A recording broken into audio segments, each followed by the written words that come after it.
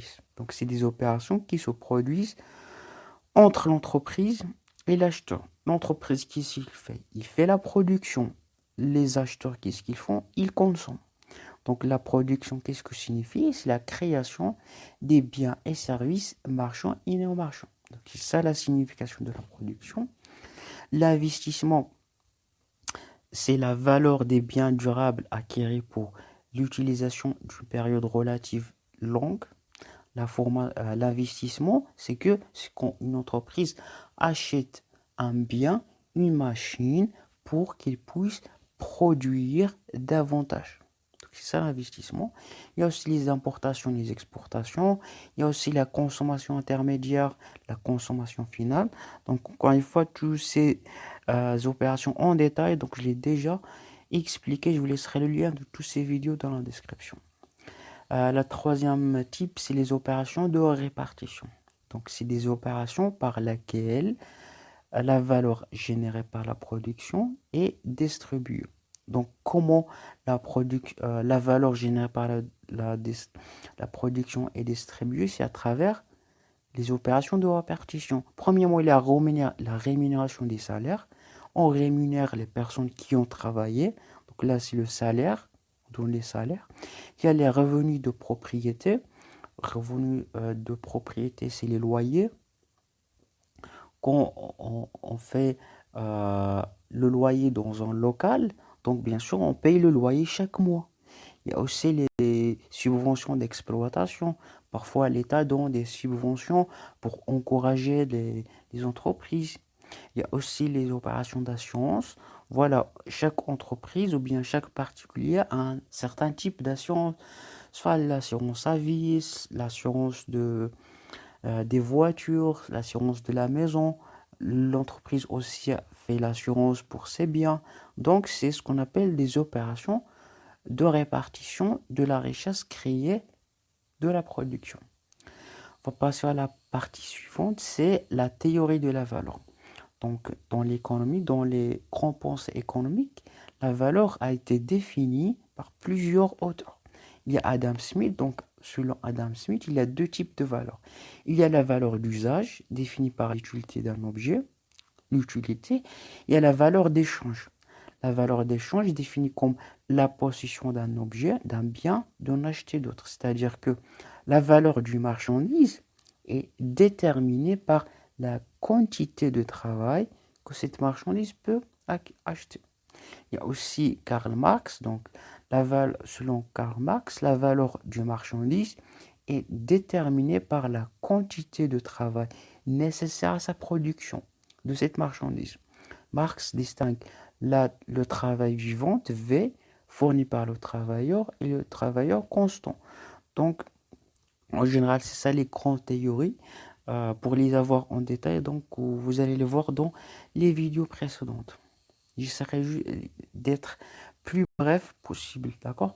Donc pour les pensées classiques aussi, pour la pensée classique ou bien l'école classique, parmi les grands auteurs de l'école classique, il y a Adam Smith, il y a Malthus, David Ricardo et John Baptiste, d'accord?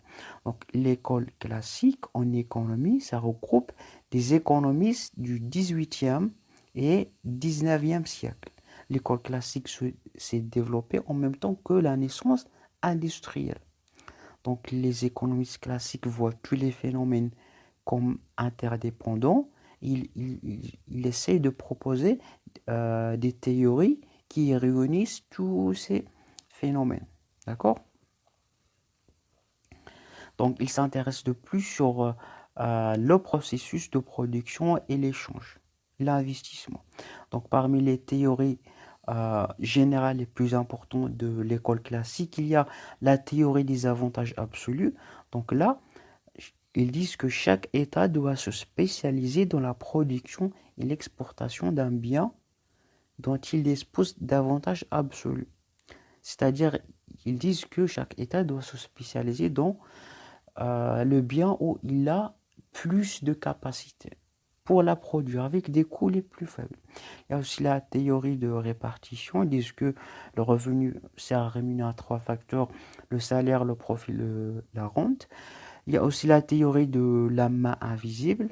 Ils disent, développeur Adam Smith, ils disent que l'intérêt individuel conduit naturellement à l'intérêt général. Ça veut dire que si chaque personne se concentre sur son intérêt individuel, en final, on va avoir l'intérêt général. La théorie la plus importante de l'école classique, c'est le non-intervention de l'État. Ils disent que l'État ne doit pas intervenir dans l'économie. Il faut laisser l'économie libre. D'accord? La prochaine courant, c'est le courant keynésien développé par l'auteur John Maynard Keynes. D'accord? Donc, ça a été développé au début de euh, 20e siècle, après la crise de 1929. Donc, le courant keynésien, donc c'est un courant qui favorise l'intervention de l'État. Ils disent que il vient pour critiquer le système classique. Ils disent que l'État doit intervenir pour éviter toujours les situations de crise. Donc, l'approche de Keynes est une approche macroéconomique. Il analyse l'économie en général, d'accord, à travers des grandeurs. Une théorie aussi importante du système keynésien dit que la monnaie a un rôle plus important dans l'économie. Il considère que la monnaie a trois fonctions: motif de transaction, motif de précaution, motif de spéculation. Par contre, les classiques ils disent que la monnaie n'a pas grande importance. Keynes considère aussi que c'est la demande qui est le moteur de croissance, qu'il faut stimuler la demande pour avoir de l'équilibre. Keynes disent que c'est toujours l'État doit investir, doit soutenir l'économie, même en situation de crise. L'État doit toujours investir. Le courant marxiste, donc développé par Karl Marx, donc c'est un courant socialiste qui favorise l'intervention de l'État et que l'État, c'est elle qui doit possède les moyens de production. Donc Marx, il critique toujours le système classique. Ils disent que le système classique exploite la classe des ouvriers. Il en tire de profit. Donc c'est là ce qu'on appelle la théorie de la plus-value, qui démontre qu'il y a un écart entre le travail incorporé et le salaire versé aux employés. Donc là, ils disent que le système classique exploite la classe des ouvriers. D'accord? Marx considère que la propriété collective des actifs industriels doivent être à l'État. C'est l'État qui doit posséder les moyens de production. Donc, en général, ce schéma, ça résume les grandes idées générales des courants classiques. Pour la pensée classique, les grands auteurs, il y a Smith, Malthus, Ricardo, Jean-Baptiste Say. Ils disent il faut qu'il y en a une liberté économique, le libéralisme. L'État ne doit pas intervenir. Il faut avoir la propriété privée. D'accord? Il y a aussi la main invisible. Pour la pensée néoclassique, parmi les grands auteurs, il y a Wallace, Pareto, Menger. Ils essaient toujours aussi de se raisonner d'une manière microéconomique avec la liberté économique. L'État ne doit pas intervenir. Par contre, la pensée marxiste développée par Marx, ils disent que l'État doit intervenir dans l'économie. Ils critiquent le système capitalisme. Et voilà. Pour la pensée keynésienne développée par John Maynard Keynes, il a une analyse macroéconomique et ils disent qu'il favorise l'intervention de l'État. D'accord? Donc, pour les étapes de la méthode de la science économique, la méthode de la science économique, pourquoi on le fait? C'est pour élaborer des lois économiques. Donc, il y a une démarche à suivre. Première des choses, il faut suivre, c'est la phase d'observation, la phase d'abstraction, la phase déductive et ensuite la phase de vérification. Donc, c'est ça la phase dans le schéma comme vous voyez. Par la suite, il y a le PIB. Donc, le PIB il est défini comme la somme des valeurs ajoutées réalisées par toutes les entreprises présentées sur le territoire national. C'est ça le PIB. il y a trois optiques pour calculer le PIB par la production, dépenses, revenus. Donc, chaque méthode avec sa méthode de calcul. Donc, voilà, comme vous voyez dans le schéma. Et il y a aussi le pyramide de Maslow. C'est le besoin. Donc, qu'est-ce que signifie déjà un besoin? Donc, un besoin, c'est un manque, c'est une insatisfaction qui ne peuvent être effacées que prix d'un effort. J'ai un manque, donc pour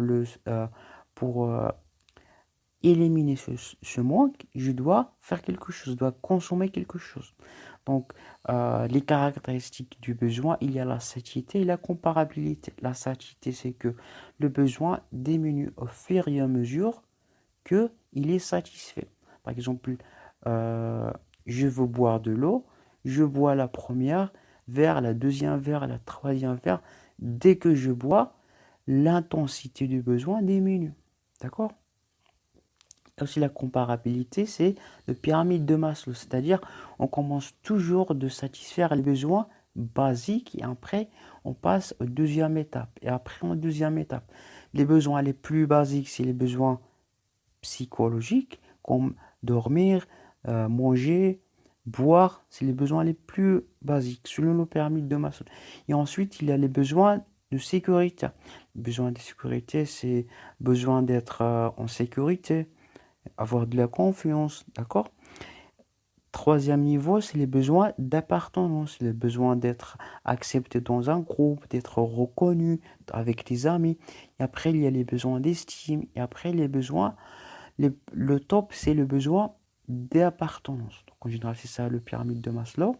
Donc, je vous laisserai dans la description cet résumé en format PDF. Je vous laisserai un lien, vous cliquez et vous allez trouver. Je vous laisserai aussi la plupart des questions les plus importantes que vous pouvez trouver dans l'économie. Donc, j'ai fait 20 vidéos, 20 questions. J'ai expliqué dans chaque vidéo en détail comment vous allez répondre à cette question et la manière dont vous allez répondre dans l'examen avec un QCM de 40 questions. Donc, je vous laisserai le lien dans la description. Donc, allez, je vous dis bon courage et à la prochaine vidéo.